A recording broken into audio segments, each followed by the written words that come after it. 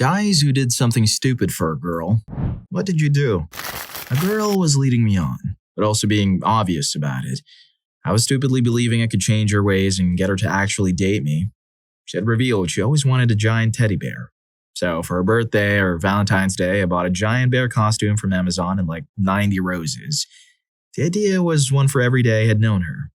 Creepy and cringy looking back. Anyhow, she called me intoxicated the night before and screamed mean things at me, and I finally broke down and told myself she was a bad person. Because she always was terrible to me, and I let myself think I could change that because I was desperate not to be alone.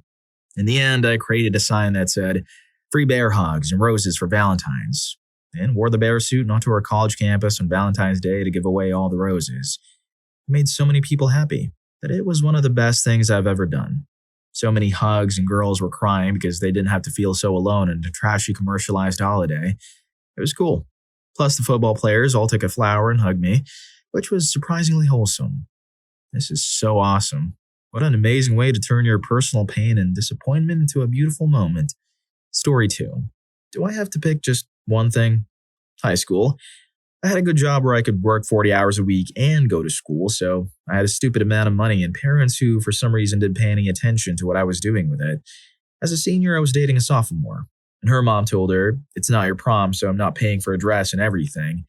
I ended up spending well over $1,500 on dress and hair and makeup and shoes and manicure and a photo shoot and a custom-made blue topaz pendant with a massive stone I handpicked to perfectly match the dress she would be wearing.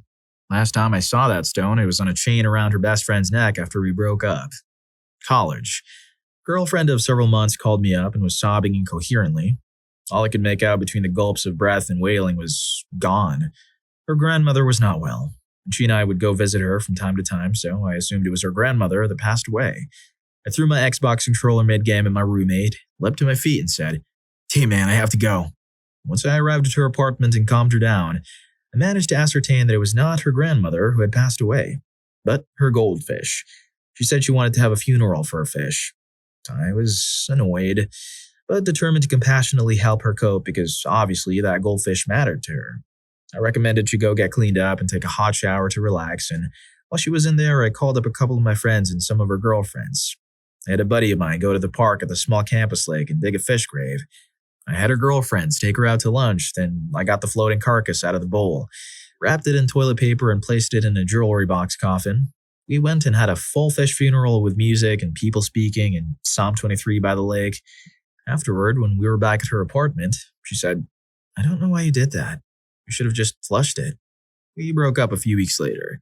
I mean, who says, "I don't know why you did that"? Even if it is kinda dumb, no offense. It was a nice gesture and a cute move and would make a good memory. Story 3. I met a girl and fell head over heels for her. She lived in another state. Nevertheless, we started a long-distance relationship. Coincidentally, she had just lost her job, so I sent her money every week, almost my entire check, and I drove out to see her every chance I got. That autumn, I found out she had a boyfriend and was just using me to pay her rent. I was at work when I found out and just left. I had to confront her about deceiving me. I drove 3 hours to her house, and by the time I got there, I knew it didn't matter. She wasn't the person I thought she was. I gave her everything I had for nothing in return. Instead of being mad or saying something that would win her back, I told her that she's a horrible person for lying to me. That I hope someday someone hurts her as much as she did me. The next day, I went back to my job to see if I could get my last paycheck. My boss took me into his office and laid to me about being irresponsible and failing the company. While I was sitting there, I could barely hear him as all I could think about was how stupid I was, and suddenly, I started crying. I mean, torrents of tears. Ugly cries. I must have bawled for a good 10 minutes. My boss stopped berating me and silently waited for me to get control of myself. Then, in a very sympathetic tone, he told me, "It's okay.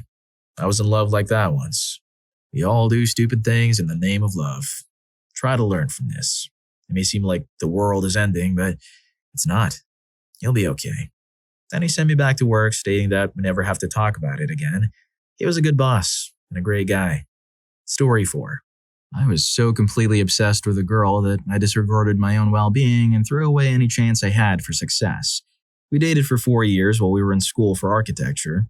Towards the end of our degrees, she started having trouble with her thesis project and asked for help. What can only be described as a lengthy period of insanity, I decided to stop working on my own projects and focus entirely on her thesis.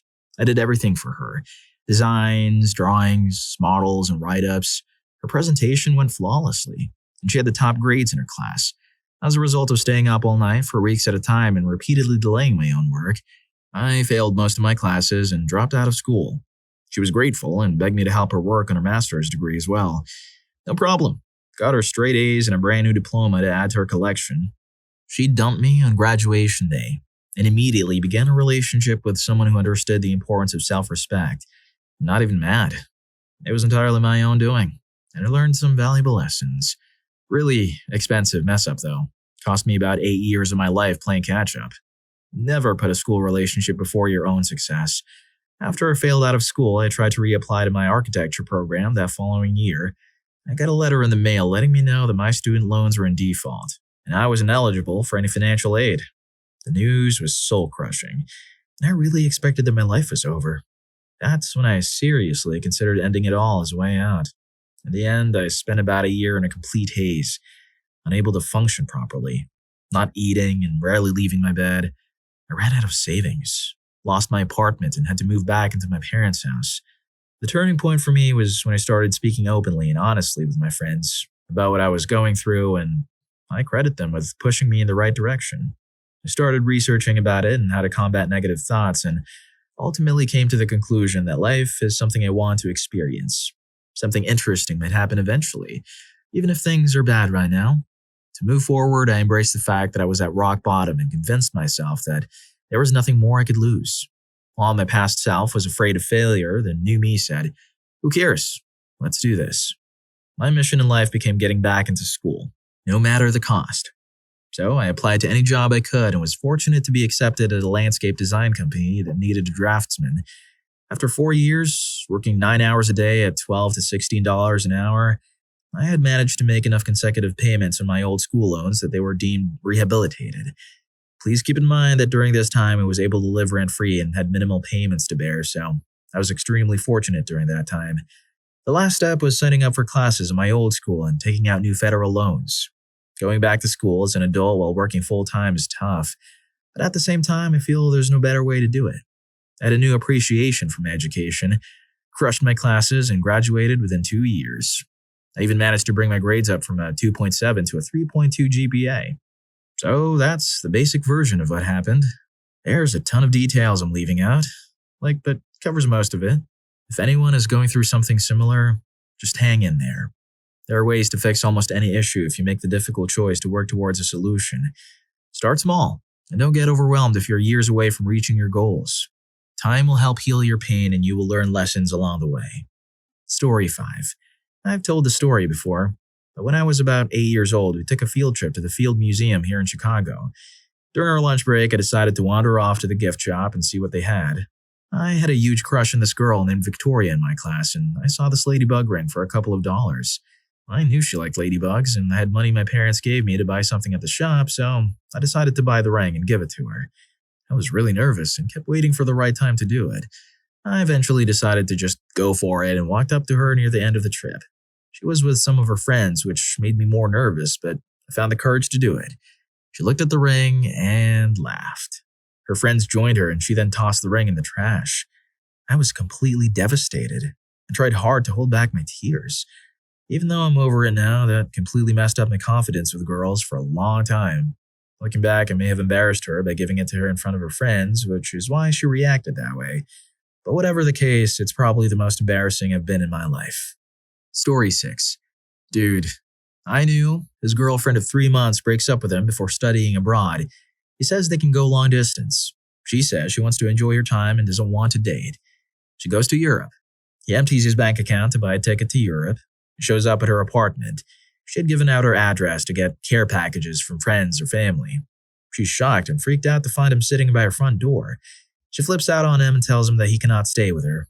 He had already emptied his bank account, so he spent the next week and a half trying to find places to sleep and finally just staying in the airport until his flight. Things that seem romantic in the movies are not in real life.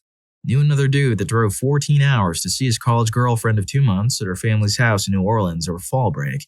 She didn't invite him, and he thought she was rude for being upset since he drove so far to see her for the weekend. Her family was freaked out since she was a freshman and had a dude follow her for a 4-day weekend. Story 7. The last couple of years in high school, my classmate and I were always flirting, and occasionally we kissed at parties. Then the moment came where she left high school and I had to redo the last year due to an accident which severely hampered my study. She left for another city, a couple of hours away, to attend university.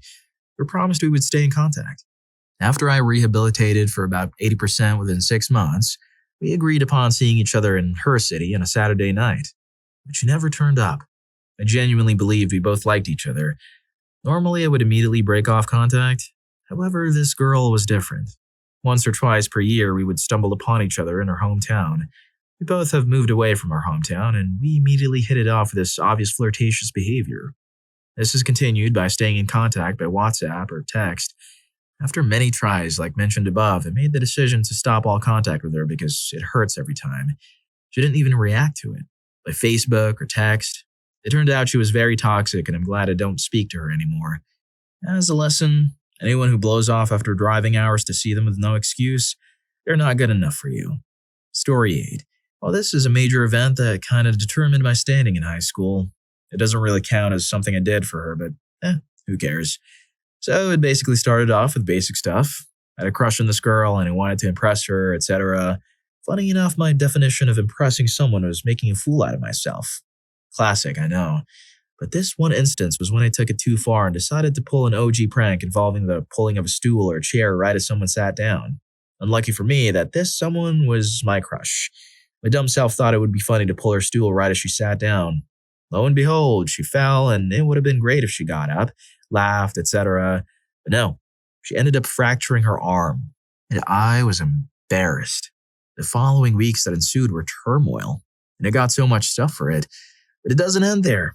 After a couple of weeks of sorries and I'm an idiot and so forth, we began talking again, and my adolescent self thought this was the time to ask her out. So I did. I kid you not, I asked her out using this phrase. I may have broken your arm, but I won't break your heart. I'm cringing at even typing this. And yeah, what ensued next was expected. I got rejected and was made a fool for the next 3 years of school. My friend even went far enough to fake medical documents and put my name on them as her spouse. I was done. Moral of the story, do not go with your instincts for anything emotional. I repeat, do not. Story 9. Helped an old friend out financially. She was talking about ending herself on social media. After a week of red flag posts, I'd ignored up until the last one where she talked about taking pills and just be gone in her sleep. So I decided to reach out. I ended up spending many hours a day trying to get her spirits up. She was in a mistreating relationship where the guy would take her money, get hammered, accuse her of stealing his money she had in her bank account. I ended up helping her pay off some immediate bills, land a job, or get out of that relationship, helping her turn her debt around. It felt good to try and do something genuine for someone without the undertone or context of needing any reciprocation in any way. I already had a girlfriend in a happy relationship. This was a few years ago. I would call her at night in case she needed to talk and find out what progress she had made. She was in better spirits, and that made me feel better about doing the right thing. And then one day she didn't answer her phone. I called again and no answer, so I left her a voice message. The next morning I got a good morning text and it was never read. I went about my day. Later I found out she had blocked me from social media and her phone. She had gone back to the guy that was mooching all her money. And last I knew, she moved back in with him in a ghetto apartment basement somewhere, quit her job and her car got repossessed. Lesson learned. Story 10. Might not be something too insane or extreme, but this happened in 2018 St. Valentine. In my high school, between every hour we get a 10-minute pause and a 20-minute one, basically lunch break. At the time, it was really cold and snowy, with the snow being nearly 1.5 meters high. Through the class windows, you could see the bad snowstorm easily. In my country, the weather is pretty messed up. I had a crush on a girl, and I probably still do. That's in my classroom, and since high school had started, I've been planning to express my feelings about her. I just didn't know how. So on that day, I decided to go through the snowstorm and buy one rose and wait for her in class, as I knew that she wasn't there. She usually goes out on every pause, especially in the 20-minute ones. Those 15 to 20 minutes felt like more than 30. I had to find my way through the snow to the flower shop. I finally did it. I bought that rose, the biggest and the most beautiful one that was there. I got in class, waited for her with insane anxiety, as everyone, almost in the class, after understanding to whom the flower was meant to be given, was cheering on me. She comes, I start walking towards her, the insane anxiety still hanging there, and I give her the rose. In a pretty common way, but still elegant, ask her out to watch a movie together. She says that she will probably come, but I felt incredibly better and relieved. What happened? She kept postponing our date and we never ended up going out together. I literally prepared myself like 4 times, 4 different Fridays, both physically, clothing, and mentally. She said to me, through someone I know, that she rejected me because of the bad guys in my class, as half of the class started making fun of me bringing that flower to her, and that she would have liked to go out on a date with me. Obviously, she didn't. Story 11. Gave a random, but amazing looking, like future wife looking, girl on the bus my bank pass. I was not at all in the mood for conversation, but I didn't want to maybe miss out on my soulmate. Guess I watched too many rom-coms because I thought I'd drop a note or something, but I had nothing of the sort on me. I did, however, have the bank pass to her house account. I never used it, but it had my initials and last name on it. Enough for her to look me up on Facebook or something similar, I reckoned. Needless to say, it was a disaster. My moment came. I had to get off the bus. She didn't look like she was going anywhere. I tried to be smooth and pretend to drop it while I was getting off the bus, but either she didn't notice or she didn't care. So I got back into the bus and awkwardly handed her my bank pass, muttering something like, "Could you give this back to me someday?" Never saw that girl again, nor the pass, naturally. All I got was this mediocre story and endless ridicule from everyone I know, because this story went around pretty fast once I told some friends. To be honest, the cumulative laughs they are to this day, getting out of the story by far exceeds the extreme awkwardness and failure of that day. Story 12. Here we go. 5th time's the charm. When I was in high school, I had a crush on this girl who friend-zoned me almost instantly. Let's call her Jay. She was a good friend and I didn't want to lose that, so I didn't tell her about my feelings. Almost a year later, one of her friends mentioned that Jay actually had a crush on me as well, but felt the same way I did about our friendship. I thought this was a prank and I didn't want to act on it, but I was curious and wanted to know if it was actually true. This was when Facebook just launched and everyone rushed to get on it. I made a fake account on Facebook and sent Jay a friend request. Let's call the fake account I made T. I intentionally left the profile picture blank. Obviously, she was not going to accept a friend request from some stranger, so I had to let her think that this guy exists. To do that, I basically kept dropping his name between conversations by telling her that he was a new transfer and was very cool. She bought it and accepted the request. This is where it goes south. As T, I started chatting with her and we kind of hit it off. I mean, it wasn't hard because I knew what she liked. Again, as T, I asked her if she liked anyone on campus or if she was already dating. To my surprise, she said she wasn't dating but had a crush on someone from campus. I tried to get her to say the name, but she refused. Our online chatting went on for a couple of weeks. She kept telling T that she wanted to meet him on campus, but I kept dodging by saying that we had different classes and different lunch breaks, so we couldn't meet. After 3 weeks again as T, I asked her who that someone is that she liked. Well, she said that she likes T. I was shell-shocked, then happy, then shell-shocked, then happy again. I didn't know what to say. Did she like T or me? Well, obviously she likes T, but T is me. I didn't reply to her and just stopped using that account after that. I planned to tell her that it was me all along. I gathered the courage to do so, and one day I just walked up to her and told her that I was T. She first laughed and thought I was joking. Her smile slowly faded as I told her what had actually happened. Well, she slapped me, called me a creep, and walked away. Story 13. Waiting around for years after they broke up with me because they kept me on a string. They always used me as patches for the holes in the guys they dated after. Guy doesn't like to talk. They call me all the time. Guy's a schmuck. They vented to me all the time. Guy never helps them out. They called me for help. I did this with the 3 big relationships of my young life and turned away so many girls who actually liked me during the time. Because I was so helpful, they would change their minds. They never did.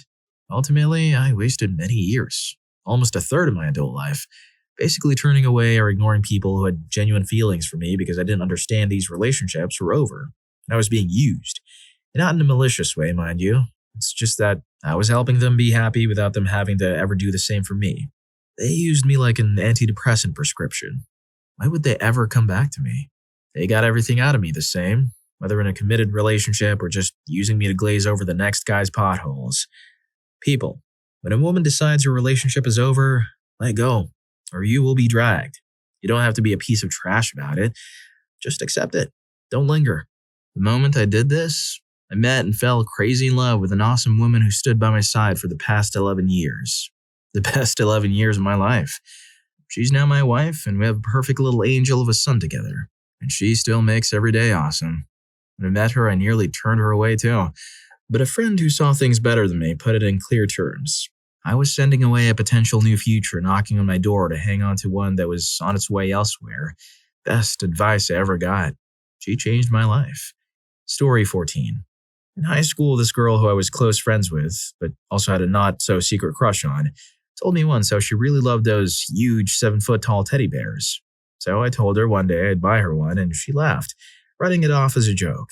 Fast forward like 3 years later, when we were going to the same local college and reconnected after slowly drifting apart after high school. She tells me one day that she's sick, so I do the only logical thing.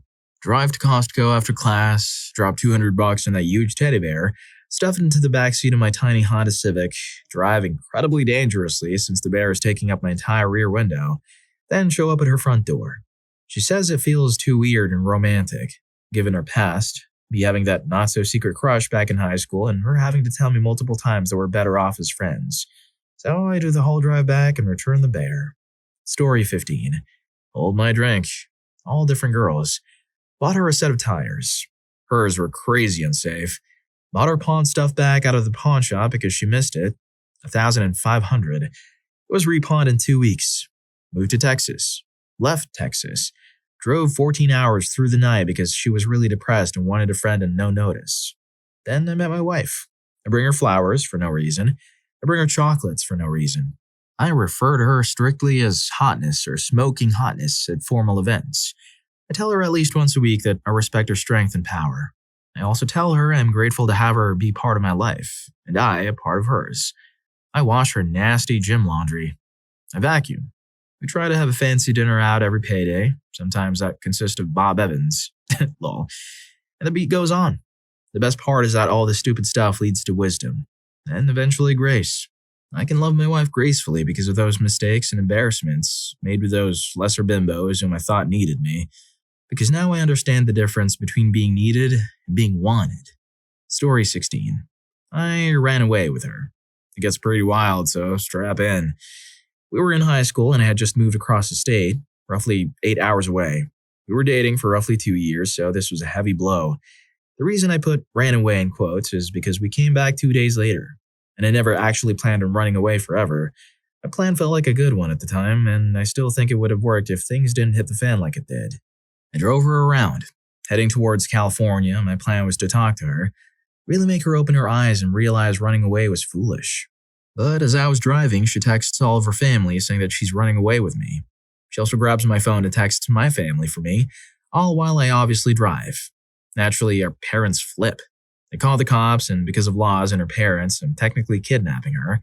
Oh, that doesn't sound bad enough. The car I had just bought a few days ago, I didn't transfer the title yet, because the car was owned by an acquaintance who agreed to let me use the car after giving him a down payment. So, Grand Theft Auto. I accidentally committed Grand Theft Auto. The girlfriend took the SIM cards out of her phone, so when I rolled up back at my house a couple days later, I didn't realize what kind of hellstorm I was walking into.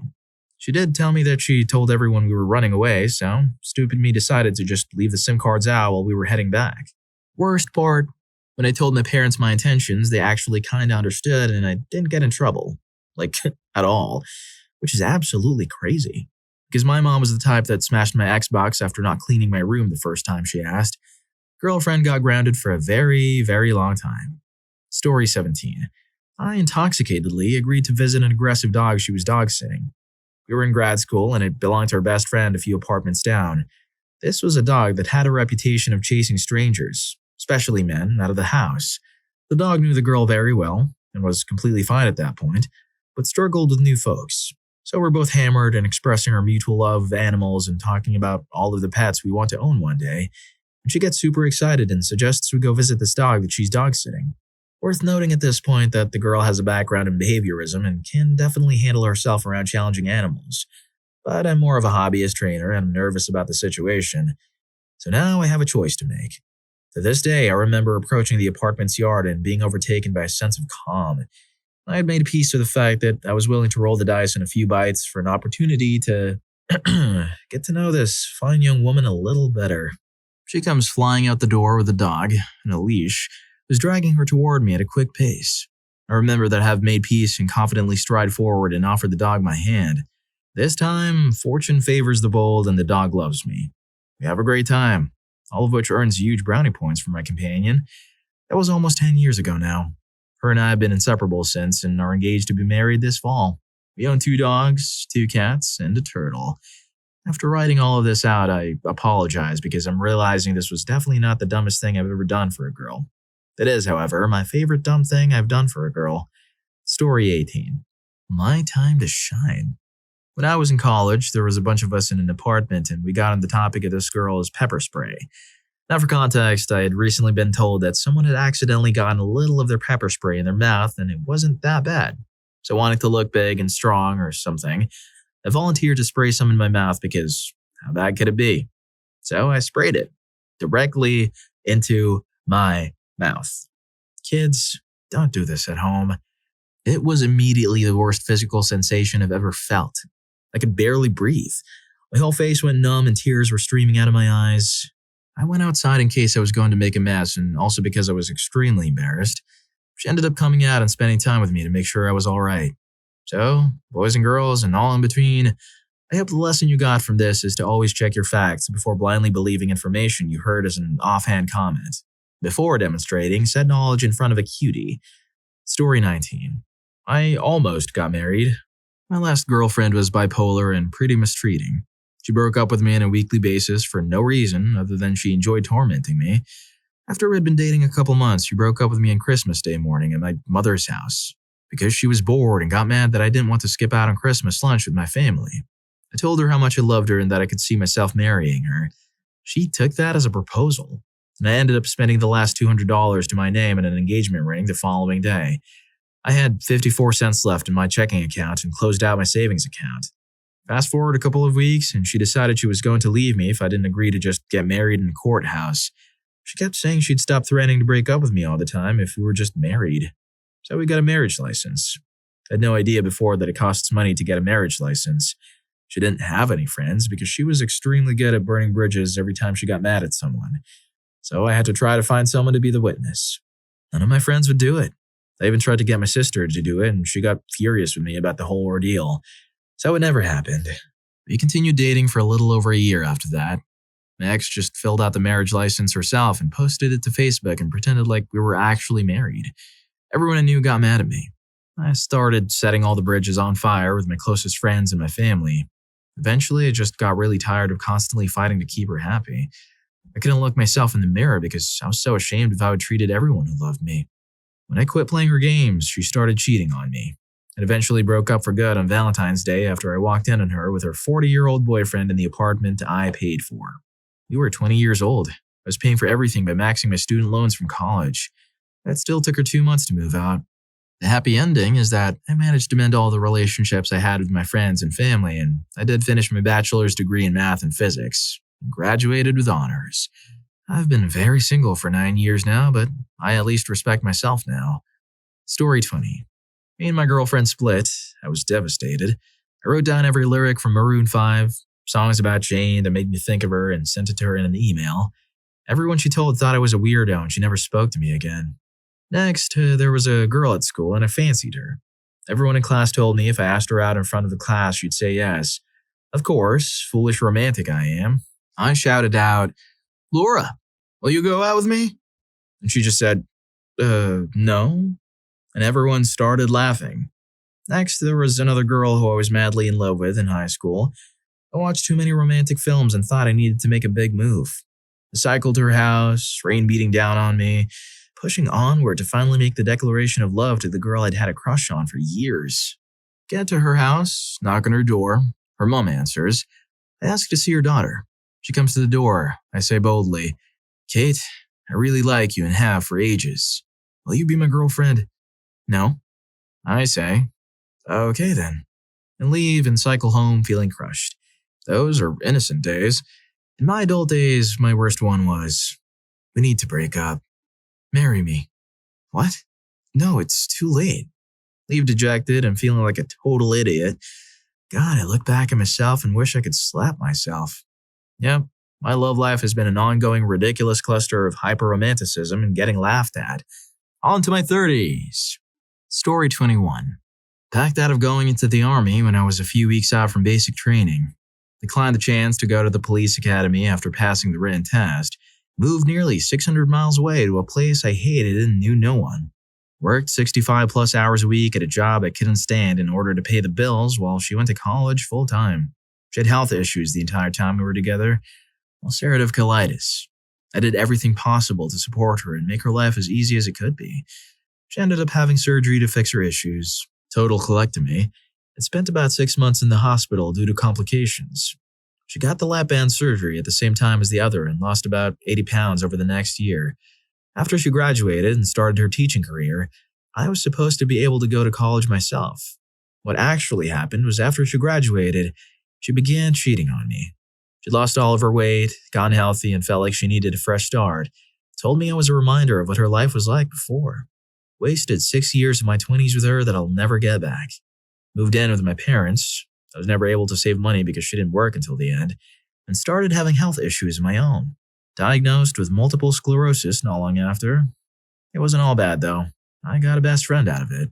A dog. Was able to meet someone who really cares for me after I moved back home. Story 22.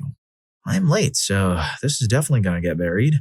But to the people who look through every response to a thread, this one's for you. My junior year of high school, I got the feels for a girl. But at this point, I didn't have the confidence to just walk up and ask her out in person. The problem is, I didn't have any social media or her number.